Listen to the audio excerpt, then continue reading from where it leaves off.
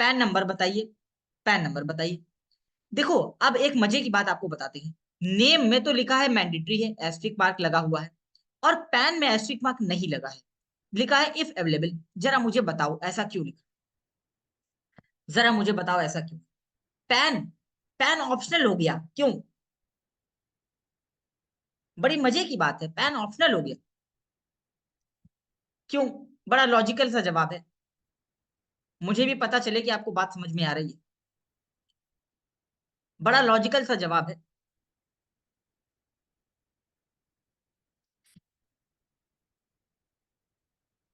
Tax, Vijay ji कह रहे हैं कि टैक्स ज्यादा भरना पड़ेगा पैन नहीं रहा तो।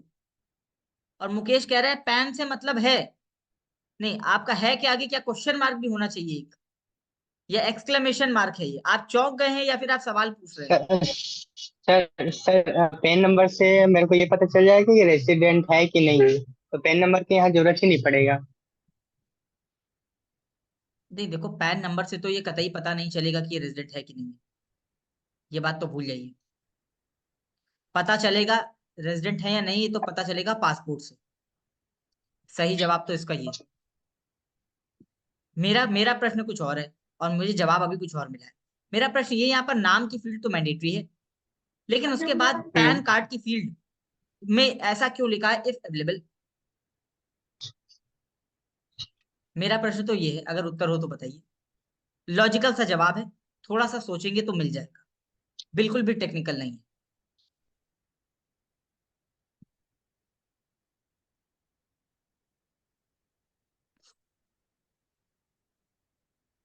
और रिसिप्ट ये अपना डिटेल है।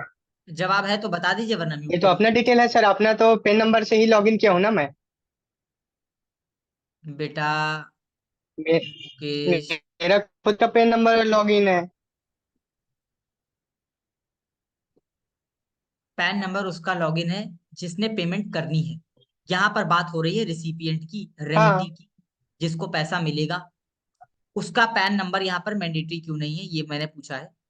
हम जो है, हम तो एडीआर एनर्जी हैं, हम तो पेमेंट करने वाले हैं, लेकिन जो पेमेंट लेने वाला है उसका पैन नंबर यहाँ पर ऑप्शनल है, मैंडेटरी नहीं है।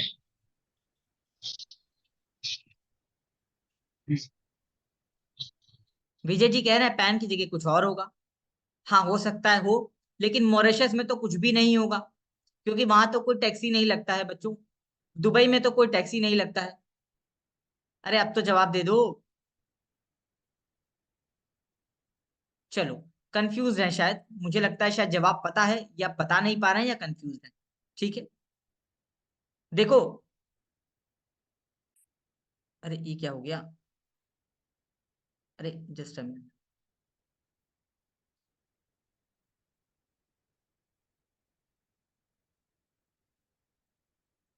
टैक्सेशन नहीं लगता तो पैन की क्या जरूरत है? नो टैक्स ये फॉर्म, नो टैक्स है ये फॉर्म। हाँ चलो, एक एक लॉजिकल, एक लॉजिक अच्छा मिला हमें, बढ़िया, बढ़िया मिला।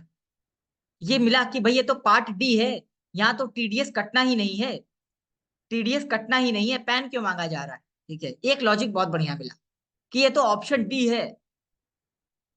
विजय जी बहुत बढ़िया, ठीक है, बहुत बढ़िया, एकदम आउट ऑफ द बॉक्स बात कही है। ठीक है चलिए, मतलब दिल खुश हो गया। ठीक है, कि भाई टीडीएस लगना ही नहीं है, जीरो है, तो पैन नंबर लो या ना लो क्या फर्क पड़ता है। ठीक है, टैक्सेशन नहीं लगता तो पैन की जरूरत नहीं है। बहुत बढ़िया मुकेश, दोनों ने बहुत बढ़िया बताया। ठीक है, बहुत बढ़िया। एक बात, एक लॉजिक हम देते हैं आप, देखो ये रेमिटी है, और ये बात क्लियर है कि ये नॉन रेजिडेंट है। मतलब मतलब ये बंदा, इसकी प्रॉपर्टी इंडिया में तो जरूर है, जिसका ये ब्याज, जिसका ये रेंट खा रहा है या रेंट कमा रहा है, कहां पर? इंडिया, विदेश में बैठ करके, विदेश में बैठ करके। लेकिन लेकिन लेकिन जो पैन कार्ड लगता है ना, पैन कार्ड को बस इंडिया के अंदर ही लोग जानते हैं, इंडिया के बाहर कोई नहीं जानता पैन कार्ड। आप अगर यूएसए में बैठे हैं, जैसे मैंने एग्जांपल लिया था mister Donald Trump, Donald Trump, Donald Trump आई थी अपनी आए थे अपने, सॉरी, आए थे ये अपनी अपनी वाइफ के साथ आए थे ये, ठीक है, इनके वाइफ का जो भी नाम, ठीक है, उसके साथ आए थे। वो वाइफ यहाँ पर आई गुजरात में एक स्टेडियम में, उन्हें एक प्रॉपर्टी अच्छी लग गई, उन्होंने एक प्रॉपर्टी खरीद लिया, बिल्कुल बढ़िया मेन लोकेशन में थी, उनके पास 100 करोड़ रुपए एक्स्ट्रा थे सेविंग अकाउंट में। वो आए, उन्होंने एक प्रॉपर्टी खरीद लिया, कमर्शियल प्रॉपर्टी, उन्होंने उठा करके उसको रेंट को दे दिया, किसको, एडीआर एनर्जी को। और एडीआर एनर्जी से कहा तुम मुझे रेंट दो। एडीआर एनर्जी ने कहा अगर मान लीजिए यहाँ पर ये फील्ड मैंडेटरी होती, तो एडीआर एनर्जी क्या कहते, सर आप अपना पैन कार्ड दे दीजिए, ठीक है। तो डोनाल्ड ट्रंप कहते कि भाई मैं तो इंडिया की जुरिस्डिक्शन में ही नहीं आता हूं, पैन कार्ड तो इनकम टैक्स एक्ट 1961 ने कहा है ना, यूएसए का कोई एक्ट थोड़ी है ये, यूएसए का कोई एक्ट थोड़ी है ये कि जो हम पैन कार्ड ले लें। हाँ, मिलेनिया नाम है, चलो बहुत बढ़िया, ठीक है। सबकी वाइफ के नाम मत याद रखिए, ठीक है, ठीक है, चलो कोई बात नहीं अगर नहीं भी याद है तो, ठीक है। तो बात ये हो गई, मुद्दा ये था कि हम लोग मुद्दे से भटक गए, ठीक है, चलो कोई बात नहीं।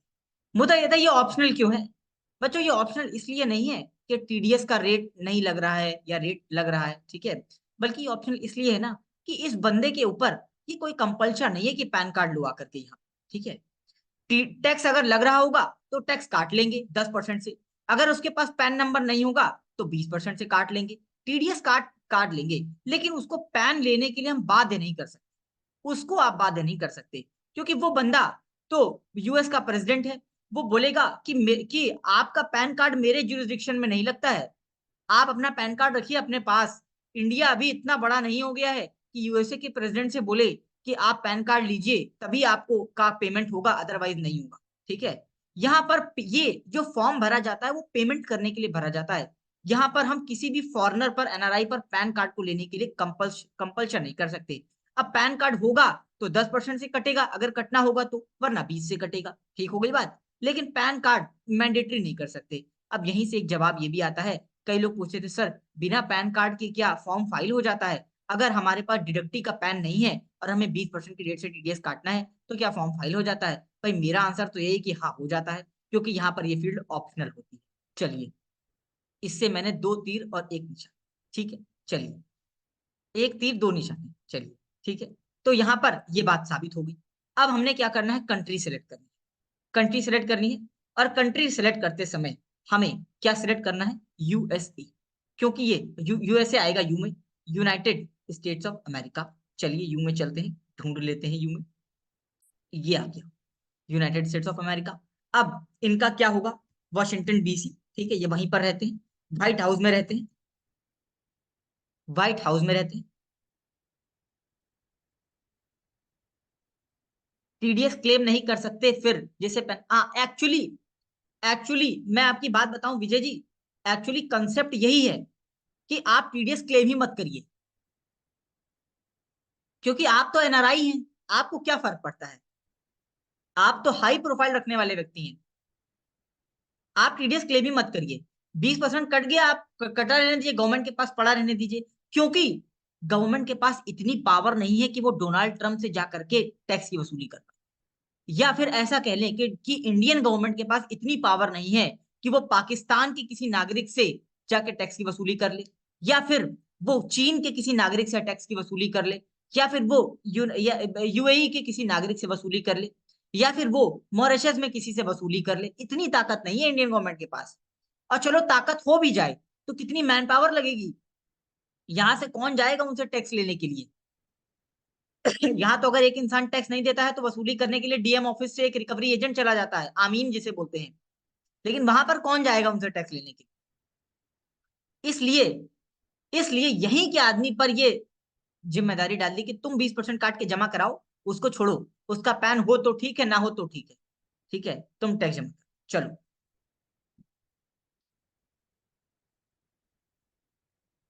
हाँ, गवर्नमेंट पहले ही ले लेती है, बिल्कुल सही। पेमेंट, आपकी पेमेंट प्रोसीड होने से पहले ही गवर्नमेंट ले लेगी। आप सबको बात समझ में आ गई है। हाँ, आप बढ़िया क्वेश्चन उठाए, आप बढ़िया आंसर, अब बात समझ में आ गई, ठीक है, चलो। तो यहाँ पर व्हाइट हाउस, रोड कौन सी है, रोड कौन सी है, शायद वाशिंगटन डीसी है, ठीक है। जिप कोड क्या है, वहां का कुछ ऐसा जिप कोड चलता है, जहां तक मैंने देखा है कि वहां पर जिप कोड कुछ ऐसा अल्फाबेट्स में रहता है, ठीक है। पोस्ट ऑफिस, भाई पोस्ट ऑफिस यूएसए का। अब ये तो आपको अपने एसएससी से लेना पड़ेगा। डोनाल्ड ट्रंप का एक्चुअल पता क्या है, तो डोनाल्ड ट्रंप के आधार कार्ड में पता चलेगा।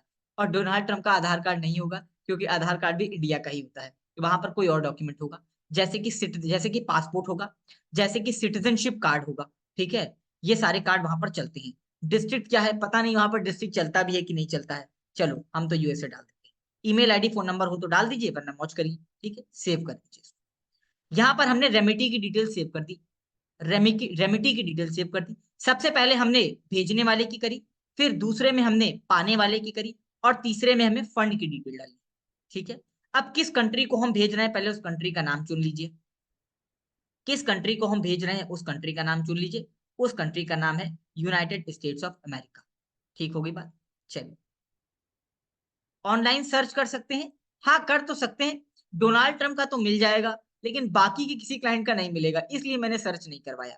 आपको अपने क्लाइंट से ही लेना पड़ेगा कि आप फॉरेन में कहाँ पर रहते हैं, किस जिले में रहते हैं, किस प्रदेश में रहते हैं, किस शहर में रहते हैं, वहां का पिन कोड क्या है, आपको आपका क्लाइंट बताएगा। हम ये बात हमने सर्च इसलिए नहीं करवाई क्योंकि डोनाल्ड ट्रंप का तो मिल जाएगा बच्चों, लेकिन बाकी किसी का नहीं मिलेगा। चलो, कंट्री क्या हो गया। अब किस करेंसी में आप पेमेंट कर रहे हैं, भाई यूनाइटेड स्टेट्स ऑफ अमेरिका में कौन सी करेंसी चलती है। अब एक बात मजे की समझिएगा, एक बात मजे की समझिएगा।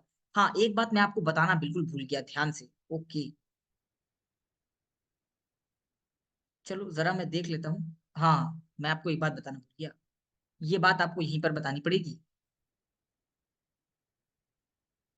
कहाँ गई मेरी स्लाइड।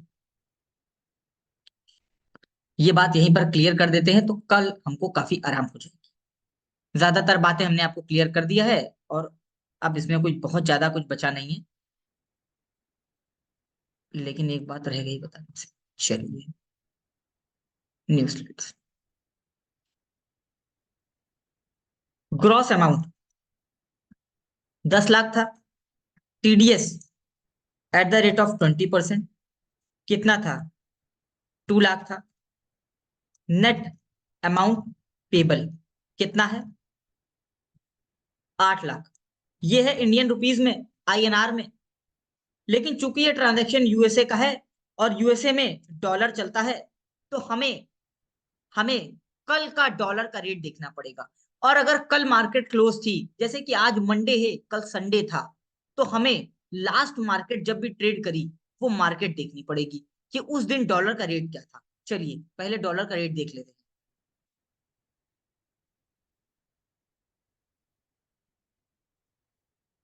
डॉलर का रेट आ रहा है 82 रुपीज 87 पैसे।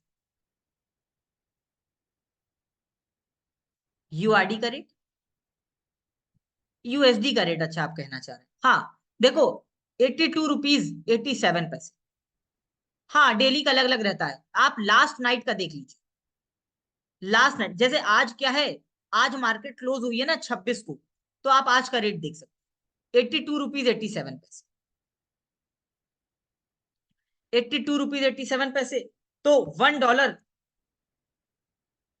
बराबर 82 रुपीज 87 INR।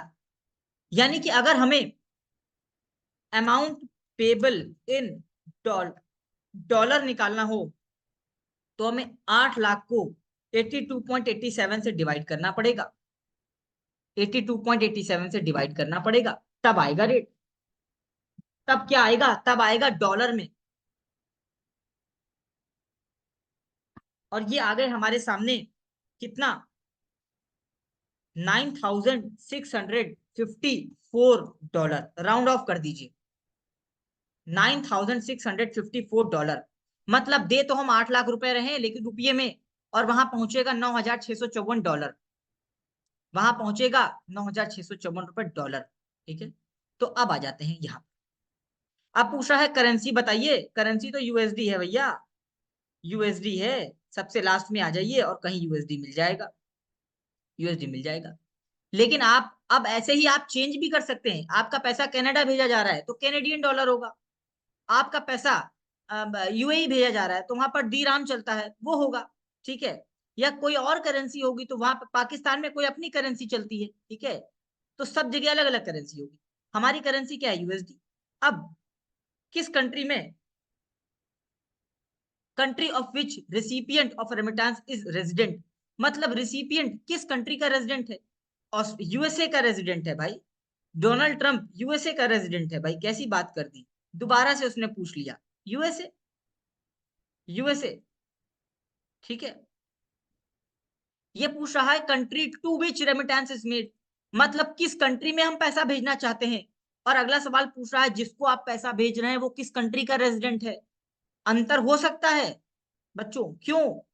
हो सकता है कि वो पैसा भेजना, वो हो तो यूएसए का नागरिक, हो तो वो यूएसए का रेजिडेंट, लेकिन वो पैसा चाइना भेजना चाह रहा हो, इसमें क्या बुराई है? तो आप यहाँ पर क्या करेंगे, चेंज कर देंगे वो। या हो सकता है कि वो वो भेजना चाहता हो यूएसए और वो खुद नागरिक हो चाइना का, रेजिडेंट हो चाइना का, कोई बात नहीं, ओवरसीज ट्रांजैक्शन हो सकता है। यहाँ पर सही सही डिक्लेयर कर दीजिए, क्योंकि डिक्लेरेशन कौन दे रहा है? जो पार्टी पैसा पेमेंट कर रही वो दे रही है, सही सही डिक्लेयर कर दीजिए वो आदमी कहाँ का रेजिडेंट है और वो आदमी किस कंट्री में पैसा भेजना चाहता है, ठीक है। अब amount payable in foreign currency लिख दीजिए, 9,000, कितना अभी हमने निकाला था, 9,654 रुपए। इंडियन रुपीज में कितना होगा? 8 लाख रुपए, 8 लाख रुपए होगा, ठीक है। अब यहां पर बताइए, अब यहां पर बताइए, क्या बताइए, अब यहां पर बताइए, यहां पर आपको जो बैंक की डिटेल देनी है, वो डिटेल देनी है कि किस बैंक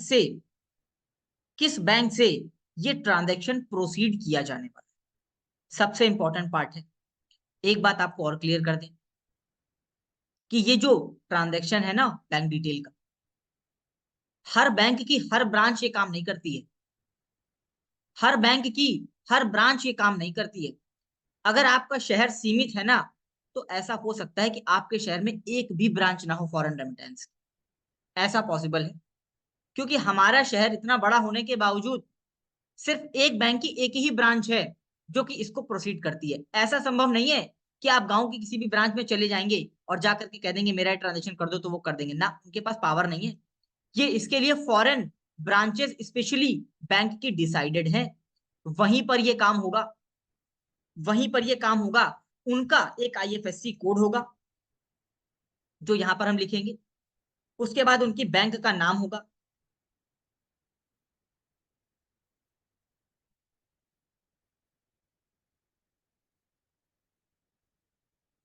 ठीक है। जैसे कि देखिए इसने क्या कह दिया कि बैंक ही नहीं मिल रही है, इसने क्या बोल दिया कि बैंक ही नहीं मिल रही है।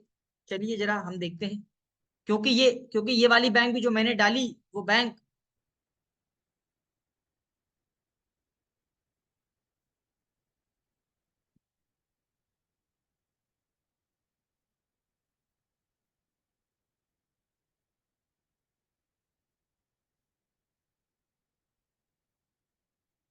चलिए ये लीजिए, अब हमने कोड डाला है, शायद ये वाला लग जाए। हर bank, all the banks are not authorised, all the branches are not authorised, ठीक है।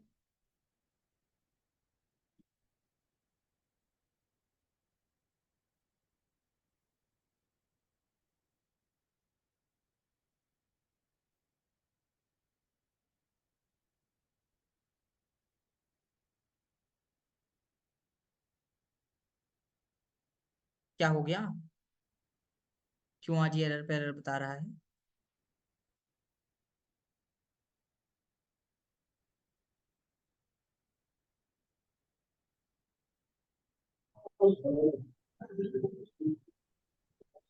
हेलो।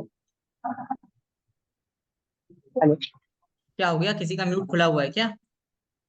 हाँ, मैं ओपन किया था। हाँ अरे, बताओ। इनकम टैक्स से इसके बाद कौन सा क्लास रहेगा ये कंप्लीट होने के बाद? 5 मिनट वेट कर लो, अभी हम सेशन एंड करेंगे तो हम बता देंगे, ठीक है। Okay sir. हाँ, ज्यादा अर्जेंट हो तो अभी क्लोज करके पहले बता दें कहो तो।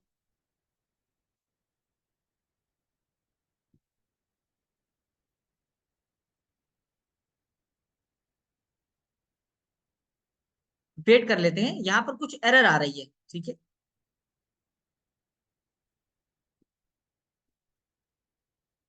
ये शायद पोर्टल की एरर है, क्योंकि आईएफएससी कोड तो ठीक है और अभी अभी एक जनरेट किया गया था।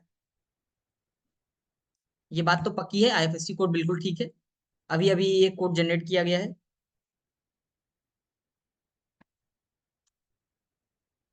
चलिए, अब आप इतना यहाँ पर बस आप ये समझिए कि हमें आईएफएससी कोड यहाँ पर डालना है।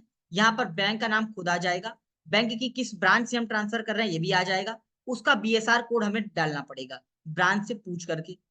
किस ऑथराइज डीलर में करेंगे यहाँ पर वो भी आ जाएगा, ठीक है। जैसे कि मेरी कौन सी बैंक है, एक्सिस बैंक थी, मैंने यहाँ पर एक्सिस बैंक क्लिक कर दिया। कौन सी ब्रांच है, देखिए यहाँ पर ये लिख करके आ गया कि ऑथराइज डीलर मुंबई का है। प्रपोज डेट ऑफ रेमिटेंस, मतलब कब हम रेमिटेंस करना चाहते हैं, आज करना चाहते हैं, कल करना चाहते हैं। हमने कहा भाई हम कल करना चाहते हैं, हमने कर दिया। नेचर ऑफ रेमिटेंस, अब यहाँ पर कुछ इंपॉर्टेंट बात है, ठीक है। अब अगर यहाँ से हम कल करें तो ज्यादा अच्छा है, यहाँ पर हमें आपको बताना पड़ेगा किस तरह का रेमिटेंस है। जिस सेक्शन में टीडीएस काटा है उसी तरीके का रेमिटेंस यहाँ पर डालना पड़ेगा। मान लो आप एडवर्टीजमेंट फीस का पेमेंट कर रहे हैं, एएमसी का पेमेंट कर रहे हैं, हम तो रेंट का पेमेंट कर रहे हैं भाई, हम तो रेंट ढूंढ लेते हैं यहाँ पर क्या होगा, ठीक है। जैसे कि लीज पेमेंट भी रेंट का पार्ट है, ठीक है। देख लेते हैं रेंट का होगा कहीं ना कहीं। रिटेंशन फीस, रिटेनरशिप, रिपैट्रिएशन, रजिस्ट्रेशन नहीं आ रहा है तो लीज पेमेंट कर सकते हैं, लीज पेमेंट भी रेंट का ही पार्ट होता है, ठीक हो गई बात। अब ये रेलेवेंट कोड पूछ रहा है आरबीआई का, अब हम लोग इस पर कल चर्चा करते हैं आपके साथ, ठीक है। अब हम इसके ऊपर कल